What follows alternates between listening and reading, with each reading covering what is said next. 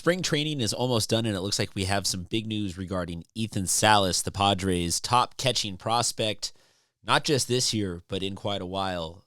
Where is he going to wind up going this season? We have answers, it would appear.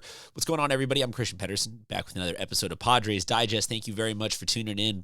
Padres Digest is a new show. We appreciate how many of you, though, are returning viewers every episode. Let me show you the numbers. It's getting better every single day, and that means the community is growing, and we appreciate you guys coming back. I appreciate you guys coming back. I do have to do the thing where I say, hey, just hit that subscribe button. Let's get that over half of the viewers are returning. We love our new fans. We love the new people, but I am so appreciative that you guys are doing great at hitting that subscribe and like button. Okay, let's talk about Ethan Salas. You saw him throwing there. Let's show him hitting here.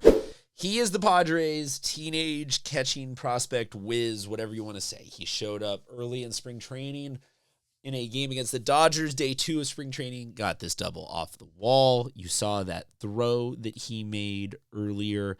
We'll go back to that as well. He has had moments where you see all the tools, and I think a lot of people, myself included, when we saw these first couple of clips coming out of spring training, we're like, yo, this kid's the truth. We've got some veterans. Let's let, Campy or probably Elias Diaz be one of the anchors, and then let's give this kid a shot.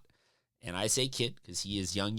He, everybody matures at different ages, but sometimes you just need a little time to grow into yourself. So from here is what we have seen in the spring training stats for Ethan Salas. They did not, over the last couple of weeks, pan out into two things. They didn't pan out into great numbers, but they also did not pan out into massive numbers, and I think that that's very interesting. His one hit, his 2 runs scored, he's got an RBI. Like he moved the ball, he drew a couple of walks, 9 total at-bats, 11 if you include the 2 walks. That's not a ton of usage. I think that is probably partially intentional of what the Padres ownership wants to do with him long term, and that is develop him correctly. I had hoped, based off of him coming out hot out of the gate, and I still don't think it would be the worst decision, that he would get a shot to be on the bottom of this roster and just sort of absorb the game like a sponge and learn and grow into it. And hitting-wise, you don't always need a catcher that can hit. But it would seem that, A, he's not going to make the Major League Baseball squad to start the year, but also, B, it doesn't seem like that was necessarily the Padres' plan at all. I think that if you saw 15, 20 at-bats, that might have been the Padres giving him a real shot and saying, hey, look, we think that you could be man number 25 at the end of that bench, platooning at catcher. Let's make this happen. So given that it's 9 at-bats, you work in the walks, it's double digits, but it's as low as it gets in the double digits. It does not seem like the Padres went into spring being like, hey, we need him to fight for a spot. So they sprinkled in a little bit of Major League experience. They've had him on some of the backfields, some of the split squads. I think all in all, and we'll take one more look at both of these clips before we move on to the rest of the catching situation, but look at the arm. It's good. Like that is better than the Padres have had behind the dish in as long as I can remember, save, who was homeboy that we traded to Cleveland? I want to call him Ben Davis, but it's not.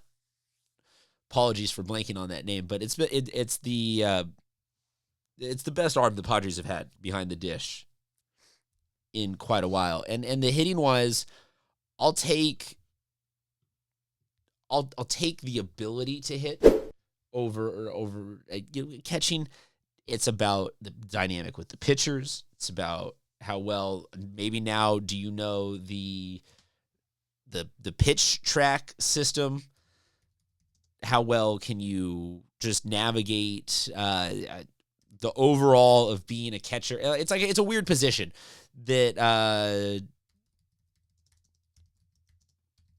it's a weird position that sometimes has more of the intangibles associated with it than any other job in baseball. And so I like what I saw out of him overall. don't think that Cease and King and Darvish and all those guys have a ton of rapport developed with him that we're able to be like, oh, here's a sample size of that. But he seems like he's liked. He seems like he's welcomed in. He seems like personality-wise, he's an easy enough guy to get along with. He's just not our now. He is our future. So where does that leave the San Diego Padres with the rest of the catching situation? Well, it looks like it's going to be Elias Diaz and Campusano coming back as the returning backup. Both of those guys are solid defensively, not minus guys there. Offensively, Diaz has had an all-star season in the past. I believe it was 2 years ago. He was an all-star. It's weird in spring training. What do you call this? Has the year started? Was that last season? Was that 2 seasons ago? But he's been an all-star as a Colorado Rocky. He hit rather well in that season, and he's like a 260-ish hitter. Campy is a 215-ish hitter. Neither of these guys are going to absolutely knock the cover off the ball, but I think it raises an interesting sort of question for the Padres right now, and that being also Austin Hedges was the name. I apologize for Hedges just coming to my brain, but Hedges being the comp that I was trying to draw for earlier and entirely failing as a Padres broadcaster to remember the name of Austin Hedges, but Salas, best defensive guy that we've had in a minute since Hedges, but also similar to Hedges, couldn't hit worth a lick at the major league level yet. But I digress on that. So going back to it, it looks like it's going to be Diaz starting with Campy backing up and or Diaz and Campy figuring out a 1-2 combo of who works with what pitchers, days off, this, that, and the other. That's the basics of what it looks like. Does that mean that Salas is the next guy off the rotation if things go south there? And what do we do if they're not hitting? And do you just try him eventually? Or do the Padres need to go get a catcher somewhere else potentially as an offensive option upgrade down the stretch? I think that it's going to be really dependent upon how the Padres start the season, the first 30 to 50 games. I think that the Padres being in the hunt means just who cares what the catchers are doing. Things are working. Let's not tweak it. And I still say at that point, dial Salas in for we'll see you in September, if not when somebody gets tweaked up. Obviously, he's going to have to hit at the minor league level, and he's going to have to continue to progress. But if you're already talking about what are our major league options, it's a former all-star who's probably just a bit past his prime, and a guy in Campy who we all like, but we know he's got 7 good home runs in him, maybe a couple other squeakers. He's probably going to have a couple of signature moments, but he will also strike out quite a bit. Neither of them are fantastic long-term lock-in options. Salas could be that option long-term for the Padres in a great way, and I think in a generational way. And I think that part of that is a fine balance, but I would like to see him get up earlier rather than later. I still think that no matter what you try to tell me about the two guys that we have, or Maldonado, you can get 3-4 into the depth chart, but it's really those two guys and then Salas being the long-term heir apparent. I still say get him major league opportunities as soon and as frequently as possible this season. That's just my take. Let me know what you think in the comment section. And as I said at the beginning of all this, please, if you could hit that subscribe button, it would be fantastic. Until next episode, make sure you check out everything else that we've got on Padres Digest. We'll talk to you guys soon.